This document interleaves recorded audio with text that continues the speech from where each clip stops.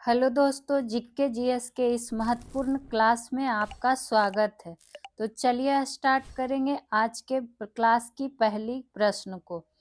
जनगणना 2011 के अनुसार बिहार की दशकीय वृद्धि दर कितनी है, ये आपसे पूछा जा रहा है। और बिहार का कोई भी एग्जाम दीजिए, आपको एक प्रश्न इससे दिखता ही दिखता है। तो अगर इसके आंसर की हम बात करें तो राइट आंसर क्या हो जाएगा? ऑप्शन नंबर सी, यानी कि 25.4% है। ठीक है, जनगणना 2011 के अनुसार।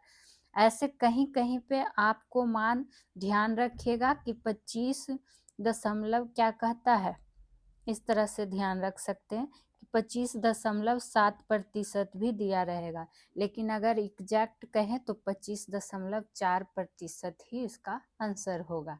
ठीक है, वहीं अगर बात करें तो आपको पता भी होगा कि 2011 की जनगणना के अनुसार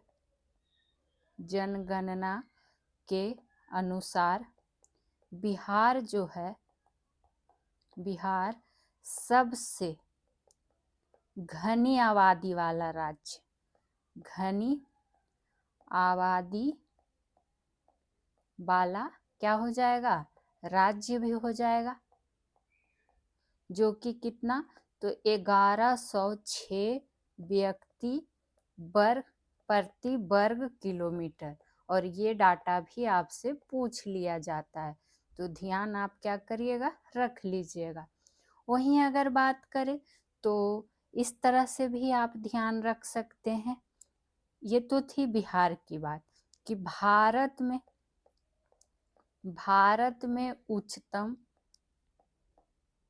दशकीय विकास दर वाले, कभी कभी आपको क्रम दर्शाने के लिए दे देगा, विकास दर वाले शीर्ष 5 राज्य बताइए। शीर्ष 5 राज्य का अगर क्रम पूछ ले तो आपको ध्यान रखना है कि जो सबसे पहले यानी शीर्ष पे आएगा वो हो जाएगा मेघालय। ठीक, वहीं दूसरे पे अगर हम बात करेंगे तब हो जाएगा अरुणाचल प्रदेश। अरुणाचल प्रदेश क्रम वाला प्रश्न काफी पूछ लिया जाता है। तीसरा नंबर पे हो जाएगा बिहार। चौथा नंबर पे बात करेंगे तो जम्मू कश्मीर। ये भारत की बात हो रही है। पांचवें पर कौन हो जाएगा लास्ट? तो मिजोरम। तो ये क्रम आप इसको नोट डाउन कर लीजिएगा। चलिए अब आगे के प्रश्न को देख लेते हैं। निम्नलिखित में से कौन सा सही सुमेलित नहीं है, पूछा जा रहा है। तो देख लेते हैं। ऑप्शन ए है पारादीप ओडिशा से, तो बिल्कुल ये सही दिया हुआ है। वहीं बात करें मतलब कि बंदरगाह दिया है और किससे संबंधित है राज्य, ये पूछ रहा है। ऑप्शन बी है मुंद्रा, जो कि आंध्र प्रदेश दिया है। आगे भी देख लेते हैं। मार्मागुबा जो कि गोवा, तो ये भी सही है। और न्यू मंगलोर यानी कि कर्नाटक, तो ये भी सही है। जो सही नहीं है वो है ऑप्शन नंबर बी। अब बोलिएगा कि अगर मुंद्रा जो बंदरगाह है वो अगर आंध्र प्रदेश में नहीं है तो फिर कहाँ है? तो ध्यान रखिएगा, ये गुजरात के कच्छ जिले में है। किस में है? तो गुजरात के कच्छ जिले में है मुंद्रा बंदरगाह। ठीक है, वहीं आप इससे एक पॉइंट ये ध्यान रख सकते हैं कि अगर आपसे पूछ दिया जाए कि भारत का निजी क्षेत्र का सबसे बड़ा बंदरगाह कौन सा होगा? सबसे बड़ा बंदरगाह, तब भी कौन हो जाएगा? तो यही हो जाएगा मुंद्रा बंदरगाह। मुंद्रा बंदरगाह। ठीक, तो इस तरह से भी आपसे प्रश्न पूछ लिया जा सकता है। वहीं अगर बात करें, अगर आपसे पूछ ले कि भारत का सबसे बड़ा बंदरगाह, चूंकि बंदरगाह का प्रश्न आया है, तो भारत का अगर सबसे बड़ा बंदरगाह पूछेगा तो क्या ध्यान रखेंगे? तब आपको ध्यान रख लेना है नहावा सोवा, नहावा सेवा या सोवा लिखा रहेगा, ठीक है, यानी कि जो कि मुंबई का, ठीक। तो ये बात आपको नोट डाउन कर लेना है। वहीं जैसे कि पूछ लिया जाता है, यहाँ देखिए ए सी और डी में जो दिया हुआ है इसको भी ध्यान रखिएगा कि कौन किस राज्य से संबंधित है, ठीक। उसी तरह से आपसे पूछ लिया जाता है, क्या पूछ लिया जाता है, एक कांडला, कांडला ज्वारीय बंदरगाह, कांडला ज्वारीय बंदरगाह, तो ये कहाँ है, ये गुजरात में है, ठीक है। यही बात हो गई, और बाकी तो इसके पहले हम लोग ऑप्शन में ही देख चुके हैं। चलिए तीसरे प्रश्न पर चर्चा कर लेते हैं, और वीडियो लंबी रहेगी तो आप लोग पूरा वीडियो जरूर देखा करें। बिहार के किस जिले में उत्खनन के दौरान नवपाषाण काल के अवशेष प्राप्त हुए हैं? तो ये बिहार का किस जिला में पूछा जा रहा है, ठीक है।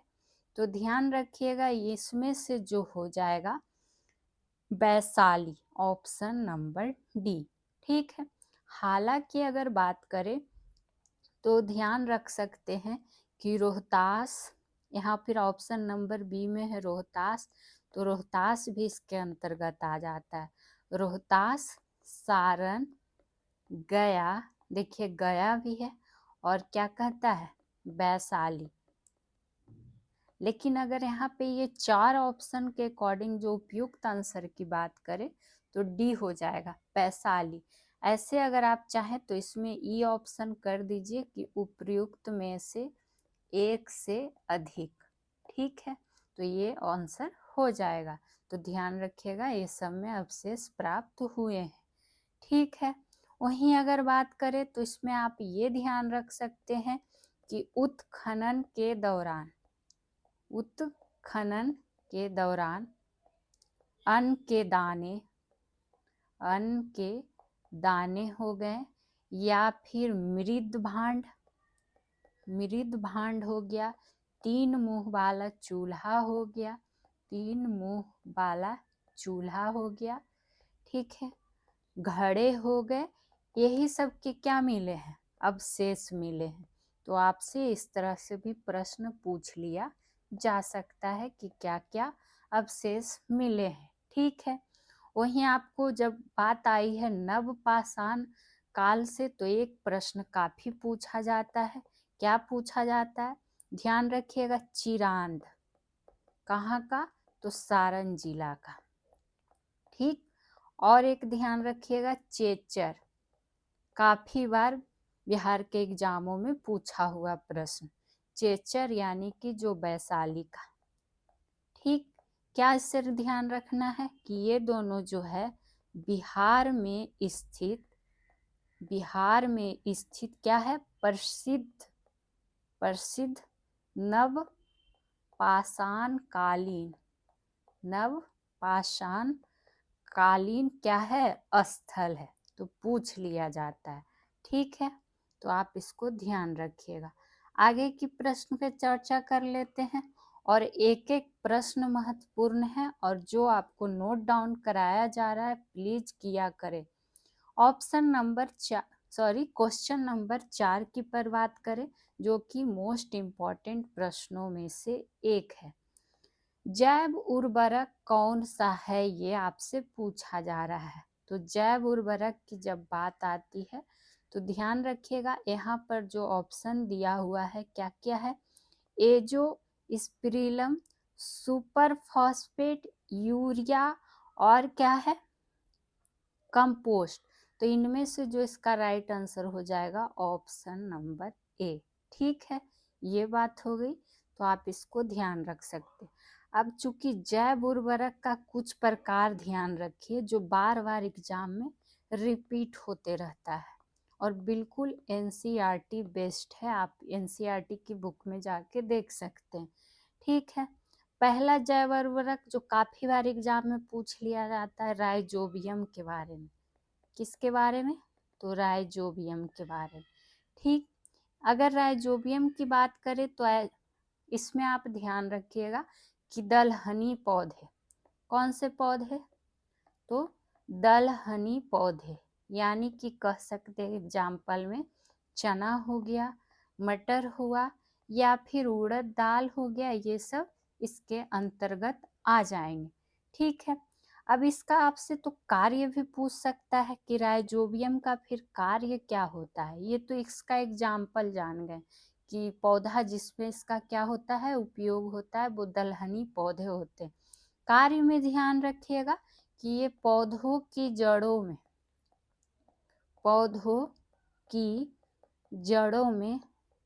गांठ के रूप में क्या करता है, वायुमंडलीय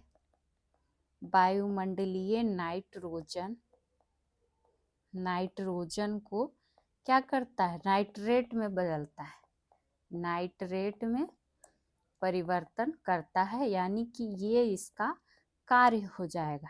ठीक है, उसी तरह से आप एक और जैव उर्वरक का नाम ध्यान रख सकते हैं।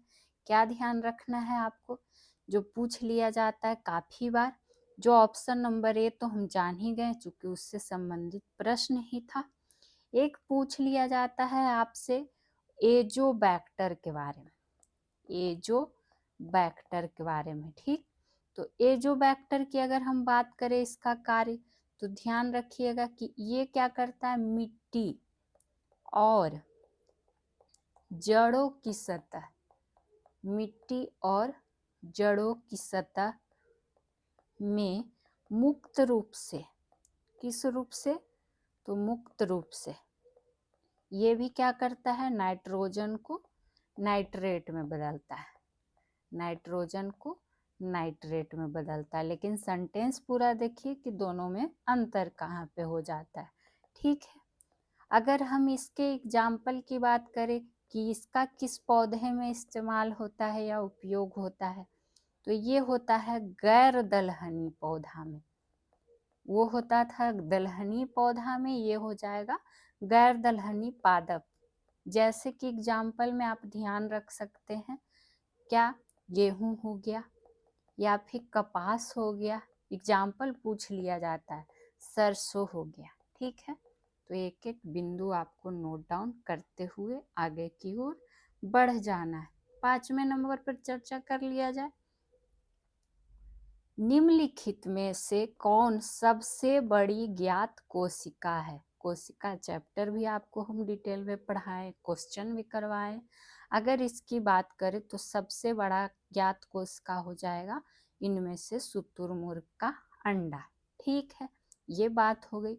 अगर इसके अंडे की माप की अगर हम बात करें तो ध्यान रखिएगा, इंच में 5.9 इंच यानी कि 15 सेंटीमीटर होता है। ठीक, ये हुआ पहली बात। दूसरी बात कि इस शुतुरमुर्ग के अंडे को बिना किसी युक्ति की सहायता से क्या किया जा सकता है, सहायता से देखा जा सकता है, क्योंकि ये सबसे बड़ी ज्ञात कोशिका है। ठीक है, वहीं अगर इसमें हम बात करें और क्या जान सकते हैं, किसकी बात आई है, कोशिका की। ठीक, तो कोशिका से पूछ लिया जाता है कि कोशिका का खोजकर्ता कौन थे, तो रॉबर्ट हुक हो जाएंगे, रॉबर्ट हुक हो जाएंगे। कब किया था खोज, तो 1665 ईस्वी में।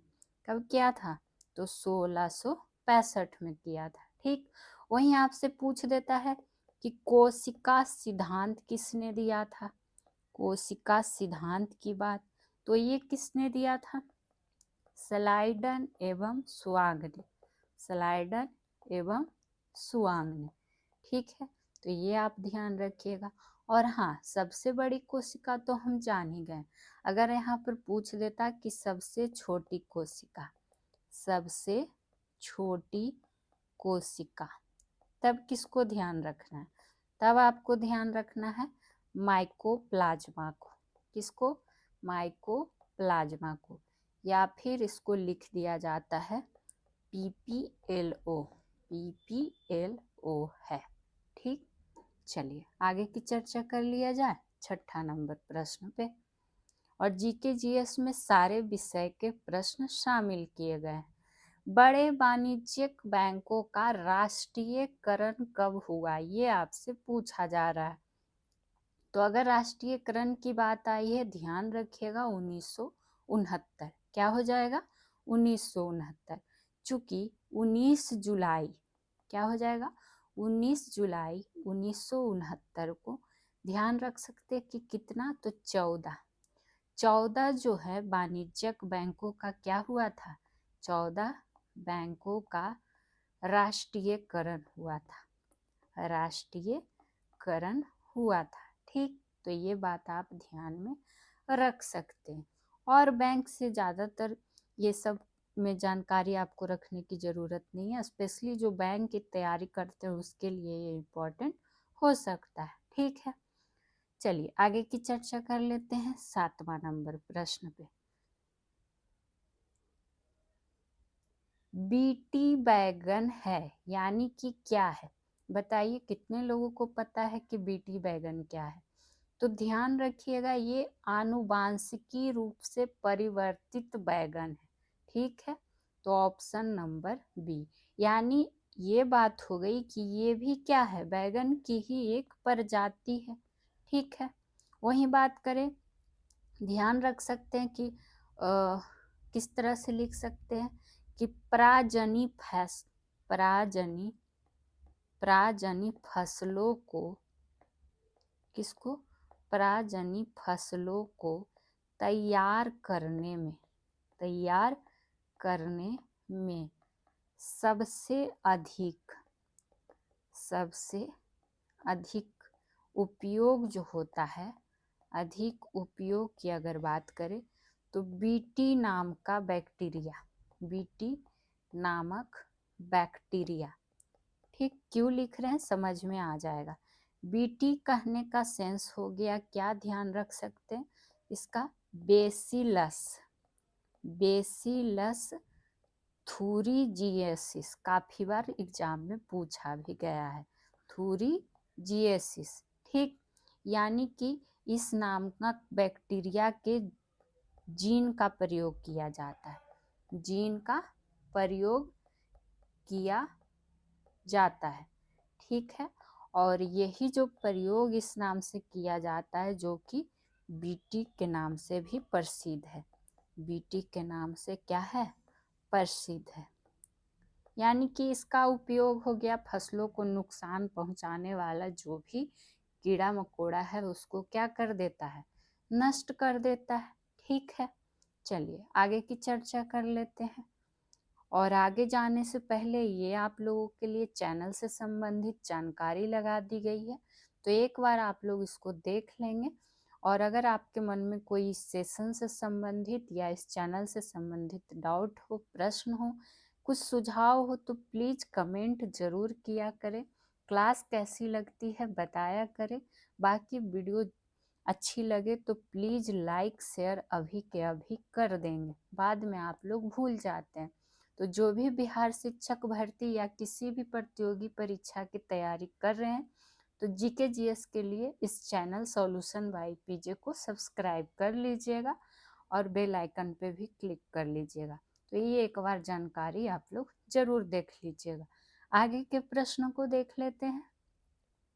8 नंबर प्रश्न, हरित क्रांति में मुख्य फसल कौन सा था? ठीक है, तो ये सबको पता होगा कि गेहूं, लेकिन देखिए यहाँ पर क्या कंफ्यूजन होने वाला है। ऑप्शन बी है मैक्सिकन गेहूं और सी है एमर गेहूं, तो आप तो सिर्फ गेहूं याद करके रखें, तो ध्यान रखिएगा ये हो जाएगा ऑप्शन नंबर बी, मैक्सिकन गेहूं। ठीक है, वहीं आपसे प्रश्न ये पूछ लिया जाता है कि विश्व में, किसमें, तो विश्व में हरित क्रांति का जनक किसे माना जाता है? तो कौन हो जाएंगे? Norman Borlaug. ठीक, विश्व में पूछेगा तो। वहीं अगर आपसे पूछ लेगा कि भारत में हरित क्रांति के जनक, भारत में हरित क्रांति का जनक, तब कौन हो जाएंगे? तो एम.एस. स्वामीनाथन, एम.एस. स्वामीनाथन। नाथन। तो देख लेना है कि आपसे पूछ क्या रहा है, ठीक है। और ये जो नॉर्मन बोरलॉग थे ये अमेरिका से कृषि वैज्ञानिक थे। कहाँ के? तो अमेरिका के कृषि वैज्ञानिक थे, ठीक है। वहीं आप ये भी ध्यान रख सकते हैं कि अगर आपसे पूछ लिया जाए, क्या पूछ लिया जाए कि भारत में हरित क्रांति का जन्मभूमि, कौन भूमि? तो जन्मभूमि किसे माना जाता है? तो ध्यान रखिएगा, ये माना जाता है पंतनगर विश्वविद्यालय को, पंतनगर विश्वविद्यालय को, ठीक है। चलिए आगे की प्रश्न पे चर्चा कर लिया जाए। और जो भी आपको इससे संबंधित डिटेल दी जा रही है वो आपके लिए काफ़ी महत्वपूर्ण है, बिल्कुल एनसीईआरटी बेस्ड, ये जरूर ध्यान दीजिएगा। उद्योगों में निम्नलिखित सूक्ष्म जीवों में से कौन सा एक प्रकार सर्वाधिक व्यापक रूप से उपयोग में आता है? तो ध्यान रखिएगा, ये आता है जीवाणु, सूक्ष्म शैवाल और कवक, ठीक। ये बात हो गई। वहीं अगर और इसमें हम बात कर ले तो जीवाणु की पहले बात करते हैं, चूंकि जीवाणु पहले, तो जीवाणु से आप ध्यान रखेंगे इसका उपयोग का। तो उपयोग क्या होता है? दूध से दही बनाना, दूध से दही बनाना, जो कि लैक्टोबैसिलस, ये आप पढ़ भी चुके हैं।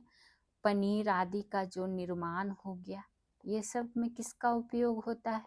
तो जीवाणु का उपयोग हो जाता है, यानी कि इसको आप क्या करेंगे, ध्यान रखेंगे।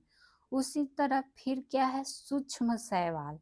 तो अगर हम सूक्ष्म शैवाल पे बात करें, सूक्ष्म शैवाल, तो ध्यान रखिएगा सूक्ष्म शैवाल से क्या होता है, मृदा का निर्माण करता है। किसका निर्माण करता है? तो मृदा का निर्माण ये करता है, ठीक है। अब बचा कौन? कवक, ठीक। तो कवक से क्या लिखिएगा? कवक से ध्यान रखिएगा, अगर इसके उपयोग की बात करें तो डबल रोटी बनाने में, काफी बार पूछा हुआ प्रश्न। अल्कोहल हो गया, अल्कोहल हो गया, ये सब का क्या होता है, निर्माण में इसका उपयोग होता है, ठीक है। तो आप एक एक बिंदु को नोट डाउन जरूर किया कीजिए। आगे की प्रश्न को देख लिया जाए। 2,4-D है, क्या है बताइए? तो ये एक है खरपतवार नाशी, तो ऑप्शन नंबर बी होगा इसका राइट आंसर, ठीक है। वहीं अगर हम बात करें तो 2,4-D से क्या हो जाएगा, डाई क्लोरोफिनॉक्सी, फिनॉक्सी, ठीक। 2,4-D की जो बात आई है, डाईक्लोरोफिनॉक्सी एसिटिक अम्ल, एक क्या है, खरपतवार नाशी है और एक कार्बनिक यौगिक है, कार्बनिक यौगिक है, ठीक। तो ये बात भी आप ध्यान में रख लेंगे।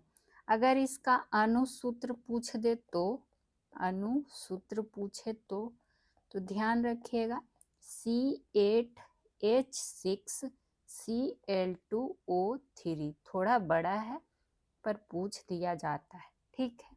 उसी तरह से और अगर बात करें तो चलिए ठीक है, इसमें इतना काफ़ी है। अगला क्वेश्चन डिस्कस कर लेते हैं।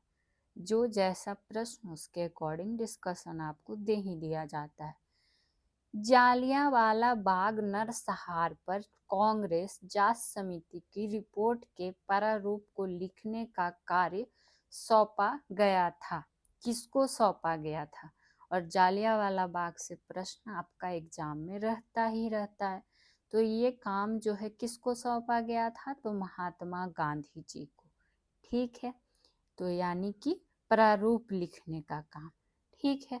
वहीं आपको पता होना चाहिए कि 13 अप्रैल 1919 को, कहाँ? तो अमृतसर में, अमृतसर में। और किस दिन? तो बैसाखी के दिन, बैसाखी के दिन जालियांवाला बाग में क्या हुआ था? निहत्थे भीड़ पर, एकत्रित निहत्थे भीड़ पर जनरल ओ डायर, किसने? तो जनरल ओ डायर ने क्या कर दिया था? फायरिंग का आदेश दे दिया था, यानी कि गोली चलाने का आदेश दे दिया था, और जिससे निर्दोष लोगों की जान चली गई थी, इसलिए नाम दिया गया था जालियांवाला बाग नरसंहार। ठीक है, वहीं अगर इसमें बात करें तो पूछ लिया जाता है कि मदन मोहन मालवीय, मदन मोहन मालवीय जी की अध्यक्षता में इसके लिए एक समिति बनाई गई थी, तहकीकात समिति। कौन सी समिति? तो तहकीकात समिति। तो ये भी आपसे पूछ लिया जाता है। ठीक है, और अंग्रेज की तरफ से क्या हुआ था? Hunter commission. ठीक, तो ये बात भी आपको ध्यान में रख देना है। और इसी जालियांवाला हत्याकांड के चलते महात्मा गांधी जी ने केसर ए हिंद, ये भी प्रश्न पूछ लिया जाता है, केसर ए हिंद उपाधि को क्या कर दिया था? लौटा दिया था। ठीक, और इसी जालियांवाला बाग हत्या के कांड के कारण जमुना लाल बजाज जी ने भी क्या किया था? राय बहादुर का उपाधि लौटा दिया था। तो ये प्रश्न भी पूछ लिया जाता है। और एक और व्यक्ति थे जिन्होंने अपनी उपाधि लौटा दी थी इस हत्याकांड के बाद, तो आप लोग कमेंट बॉक्स में बताइएगा कि वो कौन थे, क्योंकि वो भी आपको कई बार हम बता चुके हैं। हीमोग्लोबिन क्या है? बताइए। ये तो आपको अच्छे से पता होगा कि क्या है, यानी जिसको HB से सूचित किया जाता है। तो ये है मानव के रक्त में पाया जाने वाला पदार्थ। ठीक, ये बात हो गई। वहीं अगर बात करें, अगर हीमोग्लोबिन की क्या हो जाएगी? कमी हो जाएगी, तो फिर कौन सा रोग हो जाता है? रक्तहीनता रोग हो जाता है, रक्तहीनता, जिसको अनीमिया भी बोल देते हैं। क्या बोल देते हैं? कि अनीमिया रोग हो गया है। ठीक है, वही बात करें, यह एक प्रोटीन भी है। अगर HB की बात करें तो एक क्या है? प्रोटीन है जो क्या? मानव के रक्त में पाया जाता है, मानव के रक्त में क्या होता है? पाया जाता है। ठीक, तो जो भी पॉइंट आपको इससे डिटेलिंग किया जाता है प्लीज नोट डाउन किया करें, बहुत ही हेल्प रहेगा आपके रिवीजन में एग्जाम टाइम में। वहीं आपको ये भी पता होना चाहिए कि यह जो है शरीर में, यानी HB की बात हो रही है, गैसों के परिवहन का भी कार्य करता है, गैसों के परिवहन का कार्य करता है। ठीक, ध्यान रखिएगा। और एक पॉइंट यहाँ पर आप ये भी लिख सकते हैं कि एक सामान्य व्यक्ति में अगर HB की औसतन मात्रा पूछे तो HB की औसतन मात्रा की अगर हम बात करें तो क्या हो जाएगा? ये 100 ml क्या होता है? रुधिर होता है, ध्यान रख लीजिएगा। ठीक है, चलिए आगे के प्रश्न को कर लिया जाए। 13 नंबर प्रश्न, और सारे विषय के प्रश्न इसमें शामिल हैं। औरंगजेब ने किसको शाही बात उज जवानी की उपाधि प्रदान की थी? ठीक है, तो इसको अंडरलाइन जरूर करिएगा, क्योंकि प्रश्न घुमा के भी पूछ सकता है कि शाही बात उज जवानी की उपाधि किसने दी थी? तो ध्यान रखिएगा, औरंगजेब ने दी थी। किसको दी थी? तो जहां आरा को। किसको? तो जहां आरा को। ठीक, अब जहां आरा कौन थी? तो ये जो जहां आरा थी ये मुमताज महल, मुमताज महल की बड़ी संतान थी, बड़ी संतान थी। ठीक, तो ये आप इसको ध्यान रखिएगा। वहीं इससे आप ये भी ध्यान रख सकते हैं जहां आरा से कि मुमताज महल की मृत्यु के बाद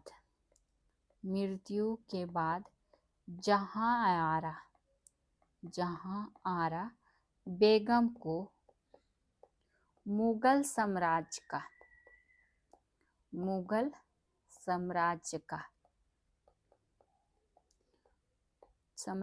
की कर लिखिएगा, प्रथम महिला का दर्जा प्राप्त हुआ। प्रथम महिला का क्या हुआ? दर्जा प्राप्त हुआ। तो इम्पोर्टेंट हो सकता है। ठीक है, चूंकि शाहजहां का 4 पुत्र और 3 पुत्री ही जीवित थी। ठीक है, ये बात हो गई। और ये उपाधि नाम सब ध्यान रख लीजिएगा। चलिए आगे की प्रश्न पे चर्चा कर लेते हैं। भारतीय संविधान में भारत की आधिकारिक भाषा में जुड़े प्रावधानों में संसद संशोधन कर सकती है किसके द्वारा? ये आपसे पूछा जा रहा है। ध्यान रखिएगा, ये अपने सदस्यों के साधारण बहुमत द्वारा कर सकती है। ठीक है, ये बात हो गई। वहीं आपको पता होना चाहिए कि भारतीय संविधान का भाग 17 का अनुच्छेद की अगर हम बात करें तो 343 से 351 तक क्या है? राजभाषा संबंधी प्रावधान है। चूंकि आधिकारिक भाषा का बात आया है तो राजभाषा संबंधी क्या है? प्रावधान है। ये पॉइंट इसमें ऐड ऑन कर लेना है, आपको महत्वपूर्ण बनेगा। आगे की अगर हम बात करें तो और भाषा की जब बात आई है तो क्या ध्यान रख सकते हैं कि हाँ, अनुच्छेद 343 ध्यान रखिएगा कि इसके अनुसार क्या है? संघ की राजभाषा जो है हिंदी होगी और लिपि क्या होगी? देवनागरी होगी। लिपि देवनागरी होगी। ठीक है, चलिए आगे की चर्चा कर लेते हैं 15 नंबर प्रश्न पे। निम्न में से कौन सा एक सुमेलित नहीं है पूछा जा रहा है। तो पहले देखते हैं कि सम्मिलित कौन कौन सा है। मतलब आपको सुमेलित ये करना है कि ये चीज किससे प्राप्त होता है। ऑप्शन ए है अफीम, जो कि अफीम की डूडी से प्राप्त होता है, तो ये सही है। और ये भी ध्यान रखना है कि किससे कौन चीज प्राप्त होता है। वहीं बी है अदरक, जो कि राइजोम, तो ये भी सही है। ठीक, सी है केसर, जो कि बीज दिया है, तो ये गलत है। तो ऑप्शन नंबर सी। बताते हैं क्यों गलत है। आगे की बात करें, सन ध्यान रख लीजिएगा कि तना से, तो ये भी सुमेलित है, सही है। हमसे गलत पूछा जा रहा था तो सी हो गया। अगर ये बीज से संबंधित नहीं है तो फिर किससे हो जाएगा? केसर। आपको पता होना चाहिए कि केसर क्या है? एक मसाला है। केसर एक क्या है? मसाला है, जिसे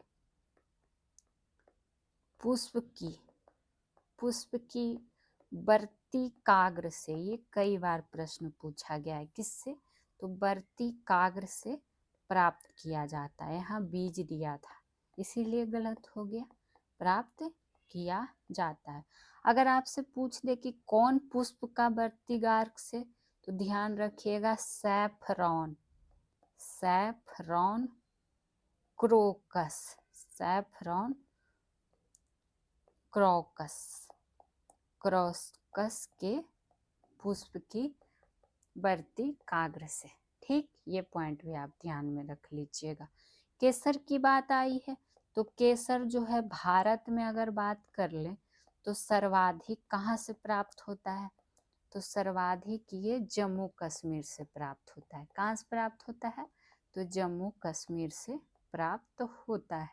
ठीक, अगर इसका वानस्पतिक नाम की हम बात कर ले, केसर का वानस्पतिक नाम, तो ध्यान रखिएगा होता है क्रोकस, क्रोकस सैटाइवस, क्रोकस सैटाइवस। ठीक, और केसर जो है फूल के मादा भाग से प्राप्त होता है। किससे प्राप्त होता है? तो फूल के, फूल जी मूल नहीं, फूल के मादा भाग से, मादा भाग से। चलिए आगे के प्रश्न को देख लेते हैं। 16 नंबर प्रश्न। ठीक है, सूची 1 को सूची 2 से मिलान कर लेना है। देखते हैं, एक तरफ संस्थान दिया, एक तरफ इसका अनुच्छेद। पहला है भारत का नियंत्रक एवं महालेखा परीक्षक किस अनुच्छेद से संबंधित हो जाएगा? यानी कि शॉर्ट में आपको लिख सकते हैं कैग बोला जाता है। क्या बोला जाता है? कैग बोला जाता है। ठीक है, और अगर इसके हम अनुच्छेद की बात करें तो ये हो जाएगा अनुच्छेद 148 से संबंधित, यानी कि ये का हो जाएगा 3 नंबर। ठीक है, बी की बात करें वित्त आयोग, तो ये देखिए वित्त आयोग 280, तो इसका तो सामने ही हो गया, बी का हो गया 2 नंबर। वहीं सी की बात करें प्रशासनिक अधिकरण, तो ये हो जाएगा संबंधित 4 से, अनुच्छेद 323 का ए, तो सी का क्या हो जाएगा? 4 नंबर। अब राष्ट्रीय बच्चा संघ लोक सेवा आयोग, तो संघ लोक सेवा आयोग, और आप लोग खुद बीपीएससी शिक्षक की तैयारी कर रहे हैं तो ये तो जानना जरूरी है। ये हो जाएगा 315 से संबंधित, यानी डी का हो जाएगा 1 नंबर। तो ये सब इम्पोर्टेंट अनुच्छेद है, ध्यान रख सकते हैं। बाकी अगर बात करें इसमें कुछ जानकारी की, तो आप इसमें क्या अकॉर्डिंग टू जो मिलान करने के रूप में है ये आपको दे ही दिया गया है। तो चलिए इस पर ज़्यादा टाइम नहीं देंगे, 17 नंबर पे बढ़ चलते हैं। निम्नलिखित युग्मों में से कौन सा एक भारतीय षड दर्शन का भाग नहीं है, पूछा जा रहा है। तो ध्यान रखिएगा, जब नहीं है तो हो जाएगा लोकायत और कापालिक। बाकी आप लोग दर्शन का भाग में ये सब ऑप्शन वाला पढ़ चुके हैं। चूंकि षड दर्शन, षड दर्शन का मतलब क्या हो गया? 6 दर्शन, 6 दर्शन।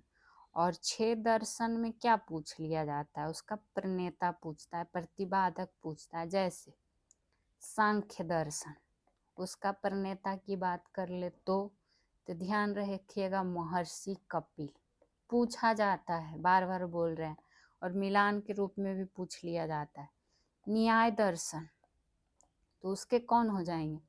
गौतम, महर्षि गौतम। उसी तरह से आपसे पूछ लिया जाता है योग दर्शन, तो महर्षि पतंजलि, पतंजलि। ठीक, और क्या जान सकते हैं? वैशेषिक का पूछता है, क्योंकि 6 दर्शन है ना, तो वैशेषिक का हो जाएगा कनाद, प्रतिपादक की बात हो रही है। वहीं पूर्व मीमांसा, पूर्व मीमांसा, तो उसके कौन हो जाएंगे? जैमिनी, जैमिनी। अब लास्ट कौन बचा? ध्यान रखिएगा, एक होता है वेदांत, तो ये कौन हो जाएंगे? महर्षि बादरायण। तो ये 6 दर्शन ध्यान रखना है, 6 दर्शन का प्रतिपादक भी आपको ध्यान में रख लेना है। ठीक, चलिए आगे की चर्चा कर ले 18 नंबर प्रश्न पे। और एक बार फिर से ये आप लोग के लिए लगा दी गई है, तो जरूर देखिए, प्लेलिस्ट चेक कर लीजिएगा। और आप लोग खुद बताइए, इतनी मेहनत से एक वीडियो आपके लिए तैयार की जाती है, और आपको ये नहीं है कि फ्री दिया जा रहा है तो फ्री जैसा, बिल्कुल पेड बेच जैसा आपको पढ़ाया जा रहा है, डिटेल के साथ।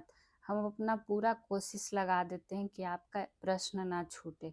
एक प्रश्न से आपको कितनी सारा निचोड़ दे दिया जाता है। तो please solution by PJ channel subscribe जरूर करिए। वीडियो अच्छी लगे तो लाइक शेयर करना ना भूलें, और हाँ, कमेंट जरूर किया करें। अपना सुझाव के रूप में क्लास कैसी लगती है उस रूप में कमेंट ज़रूर से ज़रूर करें। बाकी ये सब आप लोग देख लीजिएगा। चलिए आगे बढ़ जाते हैं। मॉन्ट्रियल प्रोटोकॉल निम्न में से किसके रक्षण से संबंधित है? तो ये हो जाएगा ओजोन परत के रक्षण से। किससे? रक्षण की जगह संरक्षण लिख दीजिएगा। ठीक, वही बात करें तो ओजोन परत संरक्षण दिवस कब मनाया जाता है? संरक्षण दिवस जोड़ दीजिए इसमें। तो कब मनाया जाता है? 16 सितंबर को। 16 सितंबर को। ठीक है, वही बात करें मॉन्ट्रियल प्रोटोकॉल को लागू कब किया गया था? पूछ लिया जाता है। तो इसको लागू किया गया था 1 जनवरी 1989 को। कब? तो 1 जनवरी 1989 को।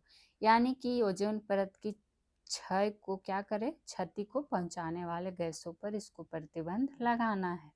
ठीक है, वही बात करें तो ध्यान रखिएगा कि क्या ध्यान रख सकते हैं कि ओजोन परत में सबसे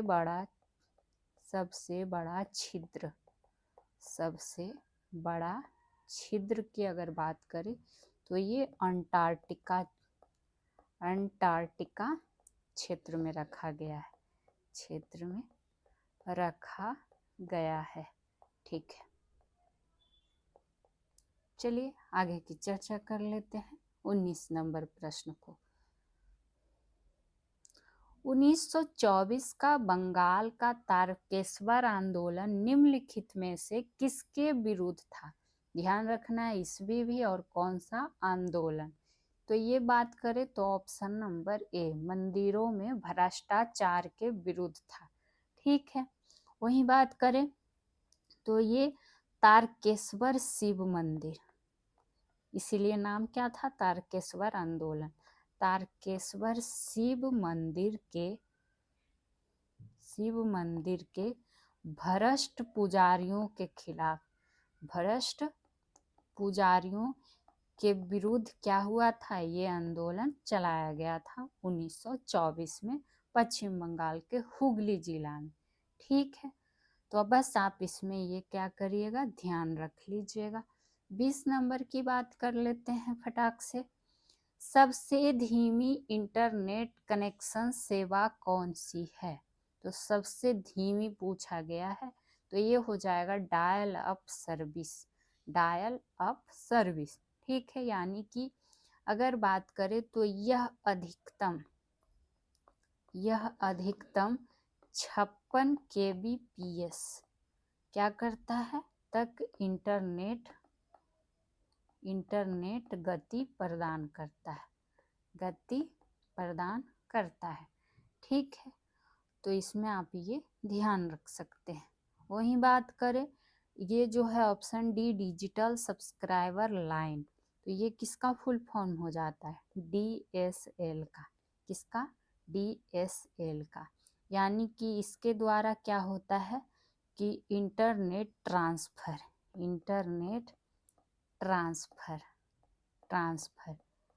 यानी कि कॉपर वायर टेलीकम्युनिकेशन लाइन का प्रयोग करते हुए इंटरनेट ट्रांसफर होता है। ठीक है, चलिए आज के अगले प्रश्न को देख लेते हैं। निम्नलिखित में से किस अधिवेशन के लिए कांग्रेस ने पहली बार, क्या पूछा जा रहा है?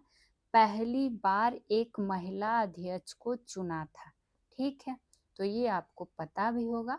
ऑप्शन नंबर ए हो जाएगा कलकत्ता अधिवेशन 1917। चूंकि आपसे पूछा जा रहा है पहली बार एक महिला को, और ये महिला कौन थी? तो ये महिला थी एनी बेसेंट। ठीक है, वही बात करें कलकत्ता अधिवेशन 1917 भी ध्यान रखिएगा। वही अगर आपसे यही प्रश्न पूछ देता कि 1925 में कानपुर अधिवेशन की अध्यक्षता किसने की थी? एकमात्र भारतीय महिला। तो एकमात्र भारतीय महिला तब इसका आंसर क्या हो जाएगा? तो ध्यान रखिएगा, सरोजिनी नायडू, सरोजिनी नायडू। तो ये आप प्रश्न ध्यान से पढ़िएगा कि पहले आपसे पूछा क्या जा रहा है। ठीक है, वही बात करें और क्या पूछ लिया जाता है इसमें से। लखनऊ अधिवेशन 1916 वाला ध्यान रख सकते हैं कि इसकी अध्यक्षता अंबिका चरण मजूमदार ने किया था। किसने किया था? तो अंबिका चरण मजूमदार ने किया था। ठीक है, गया अधिवेशन भी बहुत पूछा जाता है। क्या पूछा जाता है? गया अधिवेशन 1922 की अध्यक्षता किसने की थी? तो चित्तरंजन दास ने। किसने? तो चित्तरंजन दास ने। और अब एक प्रश्न का आंसर आपको दे देना है कमेंट बॉक्स में। क्या दे देना है आपको? आपके लिए क्वेश्चन है कि अहमदाबाद कांग्रेस अधिवेशन 1921 की अध्यक्षता, 1921 की अध्यक्षता किसने की थी? कमेंट बॉक्स में आप बताएंगे। ठीक है, चलिए तो आज की वीडियो में इतना ही। सॉल्यूशन बाय पीजे सब्सक्राइब कर लीजिएगा। वीडियो अच्छी लगती है तो लाइक शेयर ज़रूर करें और प्लीज़ रिक्वेस्ट है एक कमेंट ज़रूर किया करें। बाकी मिलते हैं अगले वीडियो में। Thank you.